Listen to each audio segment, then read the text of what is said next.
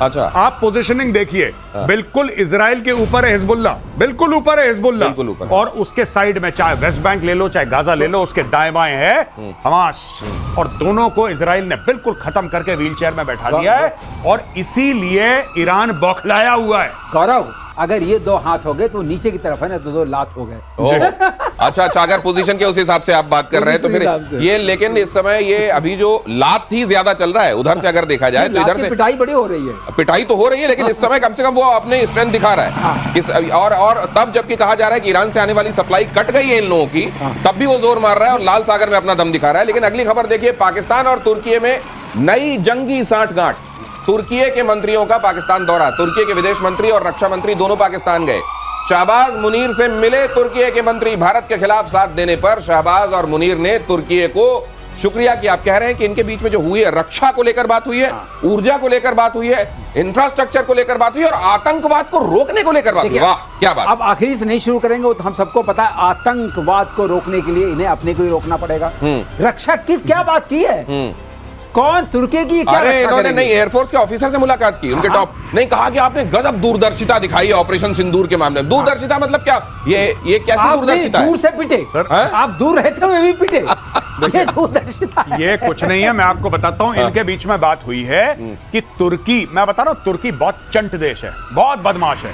तुर्की ने बोला कि हमारे और आपके बीच में $5 अरब का ट्रेड होना चाहिए। पाकिस्तानियों ने बोला हाँ। अच्छा, तुर्की तो फिर भी मैन्युफैक्चरिंग करता है, पाकिस्तान तो मैन्युफैक्चरिंग नहीं करता। अब कौन किसको क्या बेचेगा ये सोच लो पहले, क्योंकि पाकिस्तान में तो कुछ बन नहीं रहा है। तो यानी कि अगर 1 अरब का भी पाकिस्तान बेचता है, 4 अरब फिर भी तुर्की पाकिस्तान को बेचेगा। पहली बात।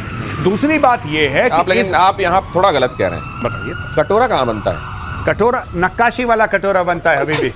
नक्काशी वो नहीं बेचेगा क्या? हाँ, वो बेच सकते हैं। वहां लेकिन क्या वो किस काम आएगा? बकलावा रखने के? बकलावा रखने के। अब देखिए, दूसरी एक और बात है बड़ी इंपॉर्टेंट, कि जब ऑपरेशन सिंदूर हुआ तो उस वक्त सऊदी अरब ने कुछ नहीं बोला, पाकिस्तान तड़प रहा था। तो हाँ, तुर्की बीच में आया, तुर्की ने अपने मैन पावर भी सप्लाई करा, तुर्की ने अपने ड्रोन भी दिए, और चाइनीज आया। चाइनीज के सामने तो बिल्कुल लमलेट हो चुका है पाकिस्तान। अब तुर्की की बारी है, तुर्की का हाथ पकड़ रहा है पाकिस्तान को। दोस्तों, एक बात ध्यान रखना, पाकिस्तान को हर समय 2-2 अब्बू चाहिए होते हैं। एक अब्बू से उसका काम नहीं चलता, उसके 2-2 अब्बू चाहिए होते हैं उसको। तो आज की तारीख में एक स्टैंड बाय पे अब्बू अमेरिका है उसका, जो उसको पैसे दे रहा है, एक परमानेंट अब्बू चाइना है, एक अब्बू उसने बना लिया तुर्की को, और एक पाकिस्तान का अब्बू इस वक्त टाइम्स नाउ के स्टूडियो में है। आप जानते हैं मैं किसकी बात कर रहा हूं।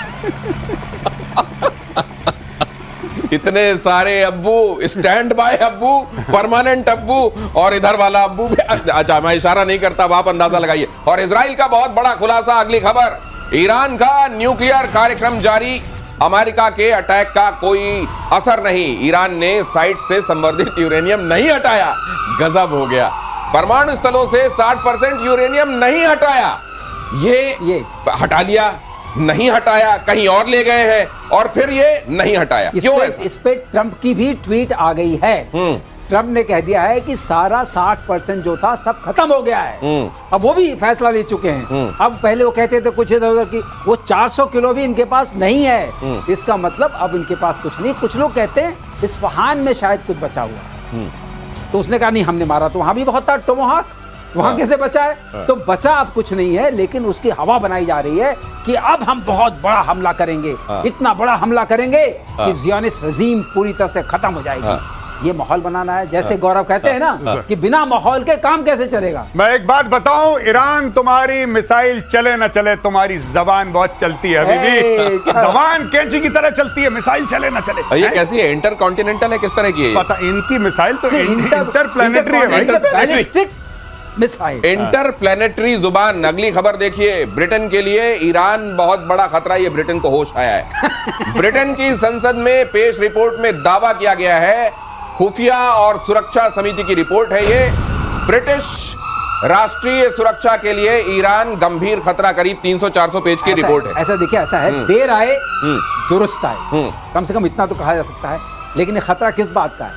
जो स्ट्रेट ऑफ हॉर्मुज है, उससे लेकर रेड सी से जो इनका ट्रेड चलता है। करेक्शन समझाइए सर। हाँ, कि वो कह रहा है कि ट्रंप को धूप सेकते में हम ड्रोन से मार देंगे, और अचानक इधर से आता है ब्रिटेन के लिए ईरान बहुत बड़ा खतरा है। ये क्या कनेक्शन, ये रिश्ता क्या है? कनेक्शन ये कह रहे हैं हाँ। कि वो सिंपैथी दिखा रहे हैं ट्रंप से। अच्छा। कि ट्रंप भाई हमारे पर टैरिफ मत लगाओ, हम आपके साथ हैं, आपको हम धूप सेकने देंगे। तो क्या ये ब्रिटेन तो इतना सगा है, हाँ। उसको भी क्या ट्रंप ने ठगा है? बस ठग्गू के क्या बोलते हैं, हाँ? वो ठग्गू लड्डू। के लड्डू वो वाला चलता है इधर। तो ये इसलिए कहा जा रहा है कि अगर आपको ड्रोन हम अपनी राष्ट्रीय सुरक्षा के लिए खतरा उसको बता देते हैं। 300 पेज की रिपोर्ट। लेकिन एक बात सही है, ऐसा कोई सगा नहीं जिसको हमने ठगा नहीं। हाँ, तो ट्रंप जो है इसको इससे ट्रंप से किसी वो का इसीलिए मतलब उन्होंने नहीं। कह दिया मैंने 7 साल पहले धूप सेकी थी, तुम चिंता मत करो, तो हमने रिपोर्ट चाहो तो फाड़ सकते हो। फाड़ सकते हो। अगली खबर देख लीजिए। ताइवान कर रहा है सबसे बड़ा सैन्य अभ्यास, 10 दिनों तक चीन के सामने शक्ति प्रदर्शन करेगा। हाँ, अब हिमार्स के साथ ताइवान का युद्ध अभ्यास अमेरिकी हथियारों से चीन को डराने में लगा हुआ है। अब देखिए, अमेरिका से इसको हथियार मिले हुए हैं। हिमार्स आप जानते हैं, इसने रशिया यूक्रेन के मामले में बड़ी सुर्खियां बटोरी थी।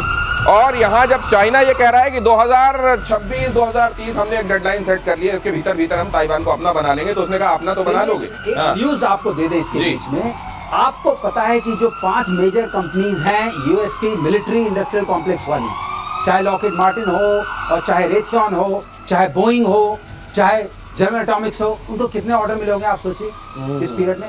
$1 ट्रिलियन वर्थ ऑर्डर। तो ये सारा जो आप देख रहे हैं झुंड और सारी चीज जो हो रही है, उसमें 5 ऐसे बेनिफिशियरी हैं, बाकी आपके ऊपर और दर्शकों के ऊपर है। अपना लगाएं अंदाजा हो क्या रहा है। एक बड़ी बात है जो चाइना कहता है ना, हम ये करते हैं कि वो चाइना उस पहलवान की तरह है जो लड़ नहीं रहा। देखिए मेरी बॉडी, ये भाई साहब देखे मेरी बॉडी, ये मेरी बॉडी देखी, बस यही कर रहा है चाइना। आपने देखा चाइना ने कुछ भी अटैक कराओ, बस चाइना कल मार दूंगा, परसों मार दूंगा, नरसों मार, अरे मारो, किसने मना करा है? ताइवान वहां पे है, छोटा सा, इतना सा, पिद्दी सा है चाइना के सामने। अगर आप मैप में देखें, चाइना इतना सा है, ये ताइवान इतना सा है। कुछ तो करो, एक तो बम मारो। नहीं करेगा चाइना, दिनेश नहीं करेगा चाइना। अगर इसमें फंसा चाइना, चाइना कभी ताइवान को हरा नहीं सकता। चाइना का जो ईस्टर्न 3/4 साइड है वो फॉरेस्टेड है, माउंटेनियस है, वो सब अंदर घुस जाएंगे, कोई बम नहीं चलेगा। और जो माइन लगा के सब वेलकम करने के लिए तैयार है। कोस्टल एरिया जो है, कोस्टल एरिया रीफ्ड है, वहां कोई शिप नहीं आ सकता, कोई आपका ओपीवी नहीं आ सकता, तो कैसे जाएंगे?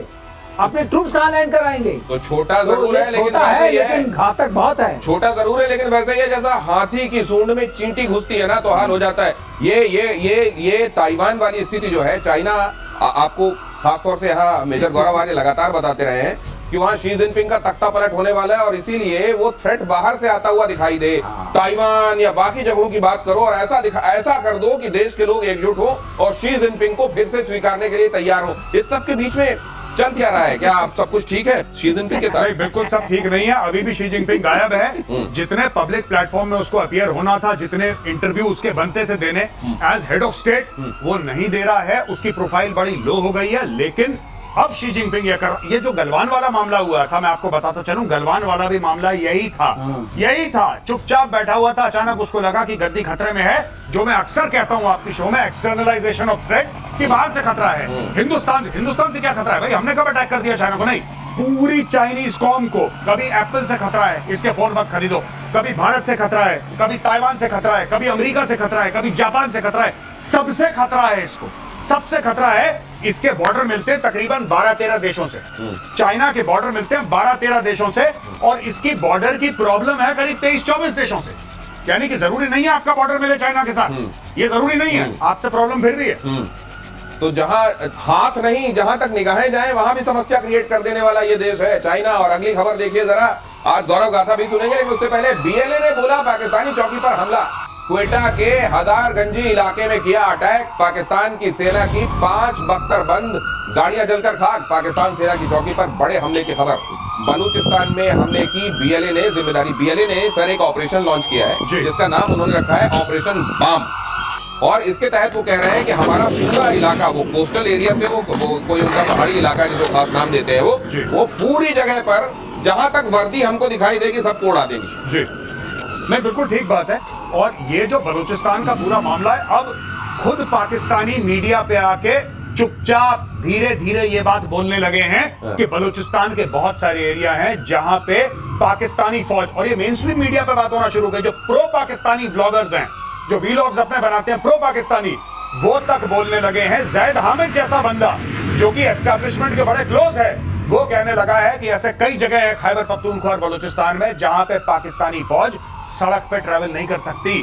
उनको सड़क पे, क्योंकि वहां पे नाके लगा रखे हैं बलोचों ने, पठानों ने नाके लगा रखे हैं, वो दूर से आती है पाकिस्तानी गाड़ी फौज की और वहीं से यू टर्न लेके वापस चली जाती है, उनको पता मार देगी। ये हो रहा है वहां पे। अरे गौरव